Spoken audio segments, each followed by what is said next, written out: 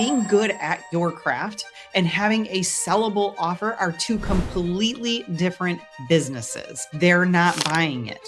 Confused people do nothing and will not buy, ever, not ever.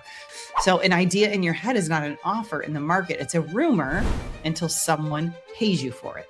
You cannot charge your way out of a business if you never mathed it out. Okay. Pricing isn't a vibe, it's arithmetic. Undercharging isn't a pricing problem, it's a confidence problem wearing a spreadsheet costume. A great offer with no delivery system on autopilot is just a really convincing way to disappoint people at scale. And word of mouth is like paddling a canoe. It works. It moves you forward. And for a while, it even feels impressive, but it only ever moves as fast as your two arms can paddle. A real delivery system is the engine. Checkpoint 1, is it real?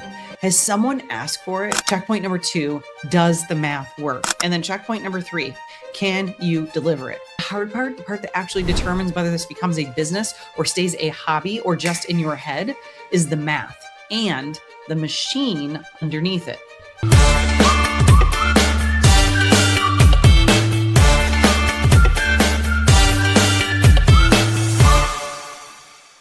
Welcome back to The Digital Shift. I am Jessica Green, CEO and founder of the Self-Made Hub. I am your business strategist, your tech-savvy mentor, and an unapologetic systems nerd.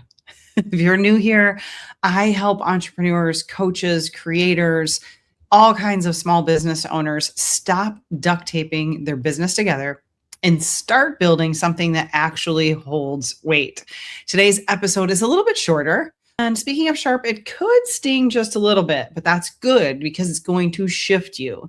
Because I talk to women constantly who are incredible at their craft, the thing that they learned how to do that they absolutely love, from photographers and stylists, wedding planners, coaches, people who are so good at what they do that someone finally said, can you teach me how to do that? And that's the spark. That's the moment. And you come up with, I should teach this. I should sell this. But here's what nobody thinks about in that moment. Being good at your craft and having a sellable offer are two completely different businesses. Yes, I am going to say that. They are two completely different businesses. You can be a really great photographer. You can be a really great stylist. You can be a really great dental surgeon. You can be a really great marketer. You can be really good at social media. It doesn't mean that you have all of the parts and pieces figured out to train, coach, bring another product to market with an offer that you can sell. What we find is in this social digital age of AI and massive amounts of tools out there, that a real estate agent got really good at selling property. A hairstylist got really good at doing wedding updos. But what they're not good at is the tech. What they're not good at is creating the offers. What they're not good at is creating a brand around how to sell that as a teacher. And so I want to walk you through 3 checkpoints in order. I've sat across from real students, real calls, real numbers who've skipped these. I'm going to show you exactly what it costs them and what fixing it could look like. Okay. So let's start blunt because I don't really know any other way to do it, right? You might not have a business. You might have a hobby with a price tag on it. And I say that with love because I've watched it happen up close. Here's 5 signs you're still in hobby territory. You're really good at what you do. We already covered that, right? You're already a really good hairstylist. You're already a really good social media manager. You're already really good at creating content. You're already good at selling real estate. Nobody has asked you for this unprompted. If the only person excited about this offer is you, that's a diary entry, not a business plan. That's number 1. Nobody has really asked you to teach them how to. And maybe you have had some people ask you to teach them how to do what it is that you do. And so it is prompted, but we're still sort of in the hobby territory. Number 2, you can't explain the result in 1 sentence. This is a tough one for people to really wrap their head around. If it takes you 3 minutes and a whiteboard to explain what someone gets, they're not buying it. Confused people do nothing and will not buy, ever, not ever. So let's use the example. We've had a client in the past that was a wedding hairstylist and updos and did a really phenomenal, she was really gifted and talented at what she did. And she started to think about teaching other women how to do what she does. She's, for lack of a better way of saying it, she is not good at tech. She is good at updos. Is this making sense? Like, she's not good at tech. She's good at updos. She's not good at AI. She's good at updos. Not that she can't be good at all of the rest, but you don't necessarily go into the business of doing wedding style updos to then turn around and have to learn tech. Who would? Like, that's not even something that correlates or goes together. But in this day and age, when you have something you are really good at and you want to monetize off of it and teach other people what you have learned, great. But now we've got to somehow figure out how to make you good at the tech piece, right? You knew that you wanted to do this and you built the curriculum before you even had a single buyer, which is what a lot of our clients do when they come to us overwhelmed and they're like, this isn't working and nothing is selling. And it's not necessarily the tech that's even broken yet. Is maybe they don't also have this curriculum built, but they don't really know how to get it all delivered. They don't know how to take in the client on automation and deliver it because they're still out doing updos too. They're still out selling real estate too. You built the curriculum before you had a single buyer and you fell in love with the content before you validated the offer. Number 4 is you picked a price because it felt right, not because you did the math. We're going to get to this one. It's the whole next section and it's the one that costs people the most. And then number 5, you're scared to ask someone for money for it. That fear is data. It usually means somewhere inside you're not convinced it's worth what you're charging for it, or that you are not good enough at teaching what it is that you do that people would actually pay for it. So an idea in your head is not an offer in the market. It's a rumor until someone pays you for it.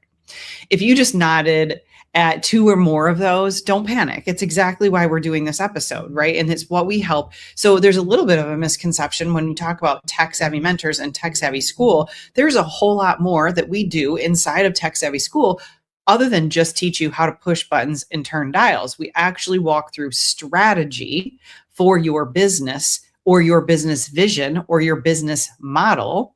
And then we help you put the tech, the AI, and all of the things in place to scale those things. But we help with the whole front end of it too. Let's say this the most real way. People want it. Now we do the math because I don't care how good your offer is. If the math doesn't math, it's not going to work. Here's the exercise. Let's work backward, not forward. Don't start with what do I want to teach? Start with what monthly revenue do I actually need to produce so that I can actually live on it, right? What price point matches the transformation I'm delivering? How many people do I need saying yes at that price point to hit the number? And can I actually deliver to that many people without it falling apart? I've got some stories for you. I want to tell you about a student.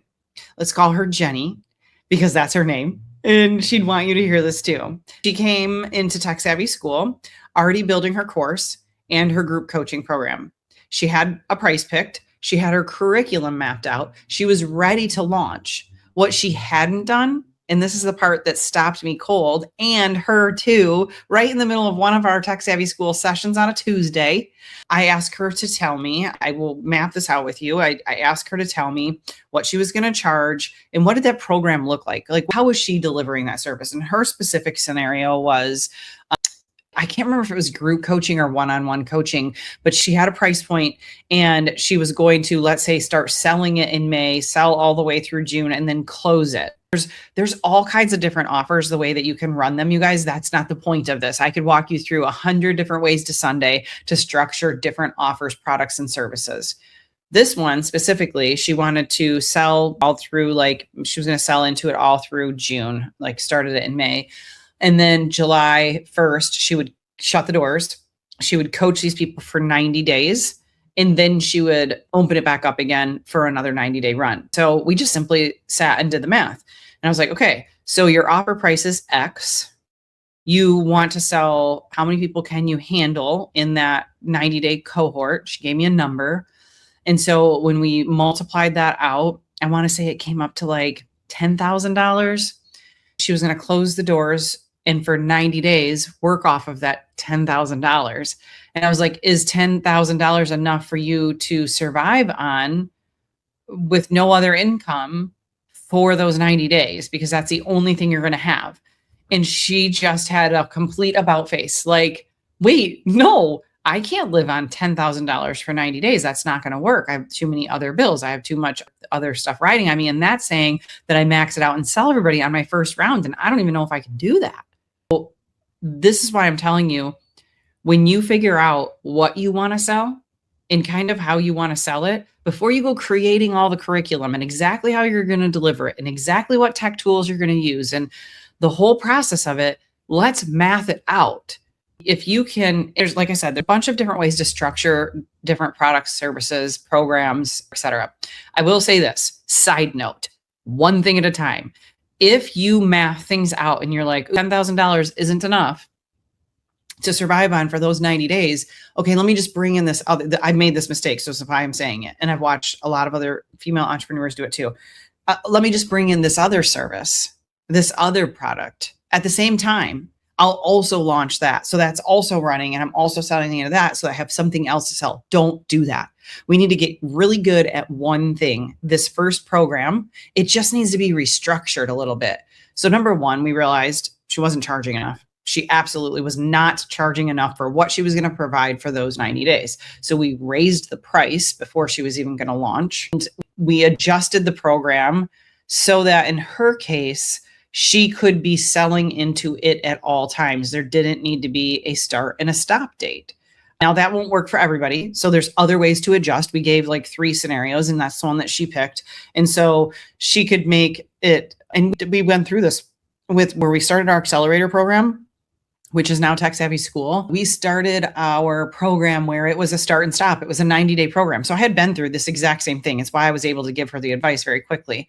And we did that for a while. I want to say for a good year and a half, we had 90-day start, stop, 90-day start, stop, 90-day start, stop. And so we would sell into, which is really is a great model when you want to create that like shut off and you have to get in or you have to wait till the next round. It's really great for that. And it creates that FOMO. But I'm telling you, there's a lot of programs out there right now that people are building.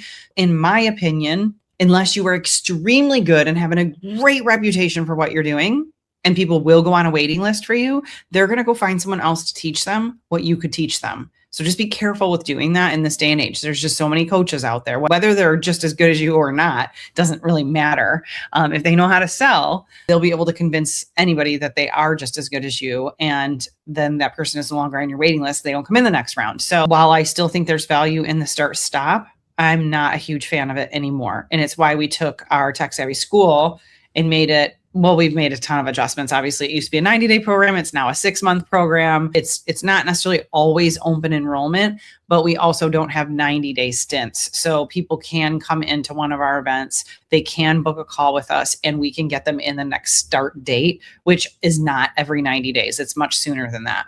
Speaking of, if you want to learn a little bit more about what that is, you can join our next 5-day challenge and work with us for 5 days. Grab a ticket. There's general admission is only $47 or platinum, which is what I highly recommend because you get to get in the hot seat and get a full audit done by our company. And that one's only $197 and you get a whole bunch more bells and whistles at that ticket price. But you can spend 5 days with us.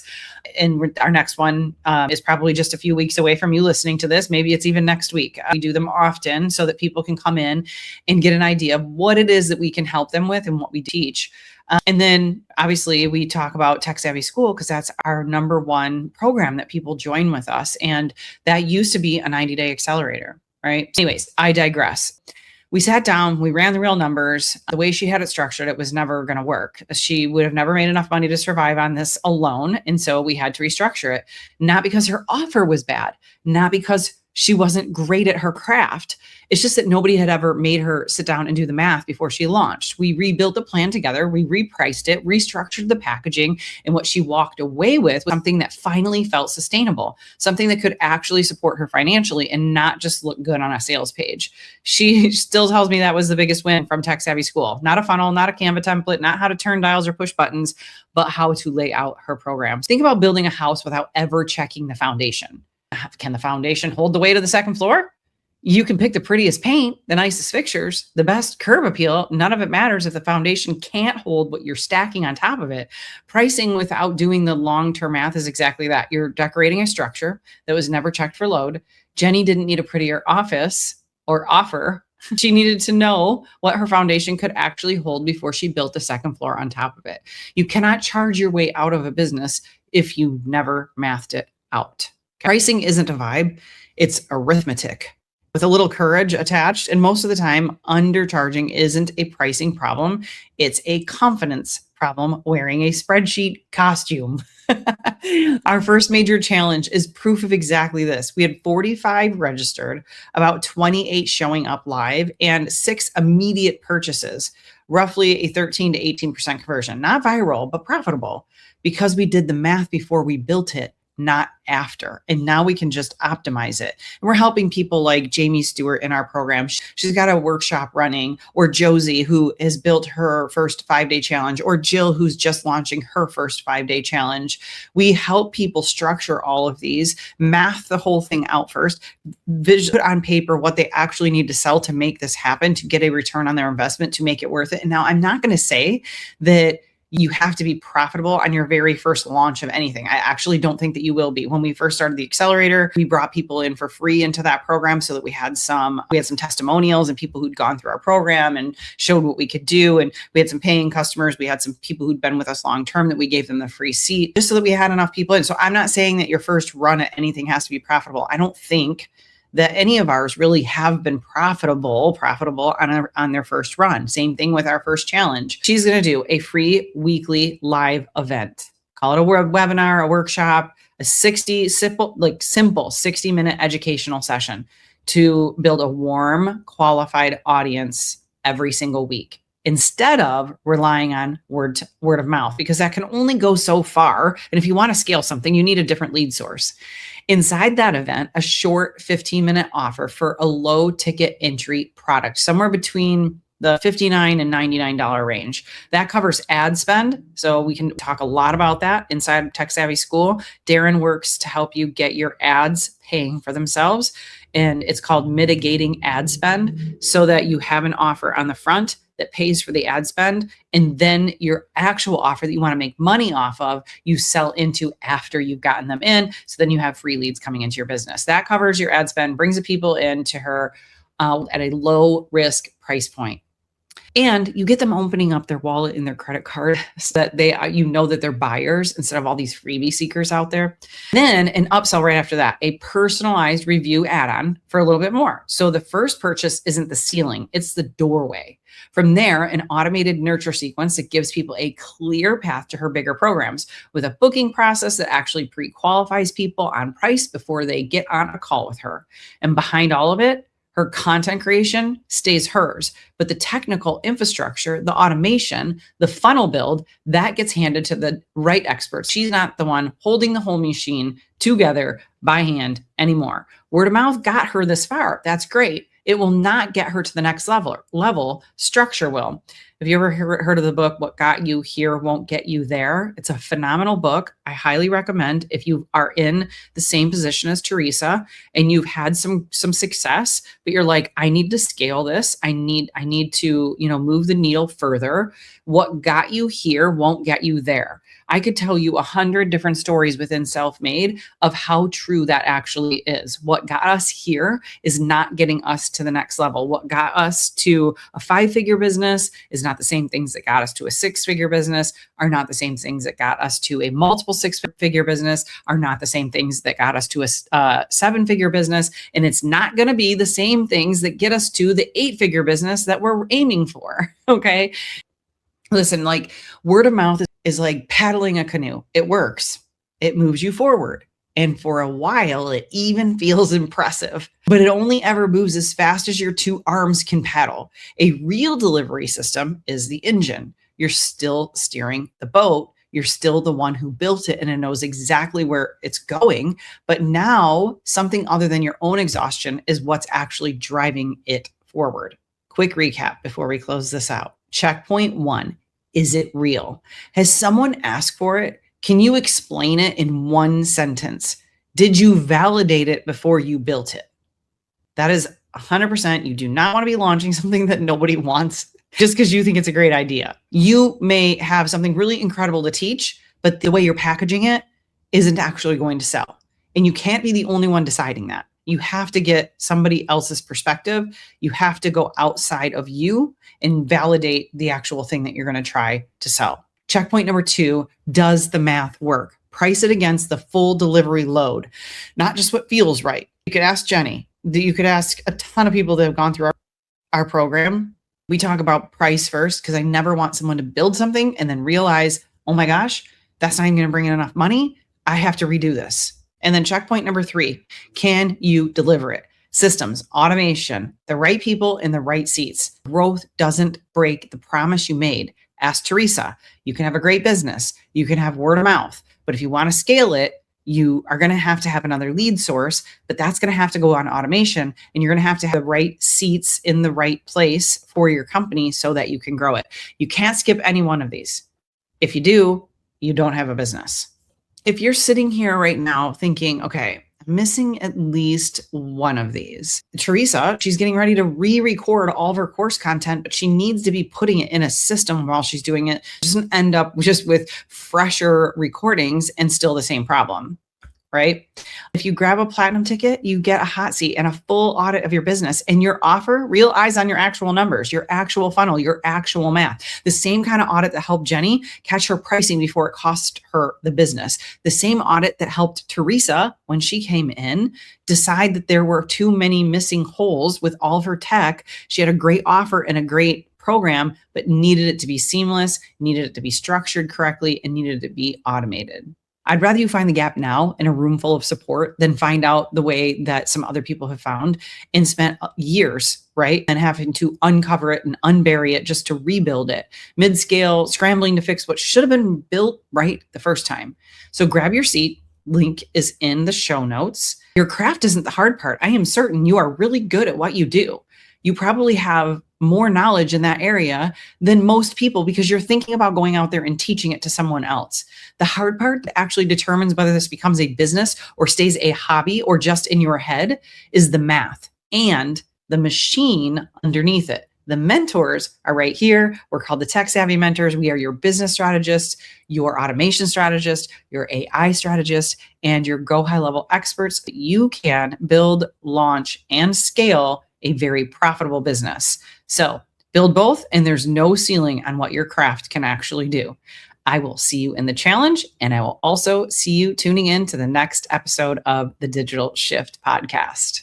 If you're getting value from these conversations, don't let this be the only episode that you listen to. Every episode of this podcast is designed to help you build a smarter business, one with real systems behind the scenes, not just ideas, motivation, or hustle. We break down what's actually working right now when it comes to automation, content, follow-up, and scaling without the burnout. If you want to see how all of this comes together in real life, I highly recommend watching the Self-Made Hub demo. Inside the Self-Made Hub, you'll see how entrepreneurs turn content into leads and leads into conversations and conversations into consistent sales using simple automated systems that don't feel overwhelming or cold. You can watch the demo anytime at self-made.biz/demo. Then queue up another episode because the shift doesn't happen from one conversation. It happens when you start connecting all the dots. And I'll see you in the next episode.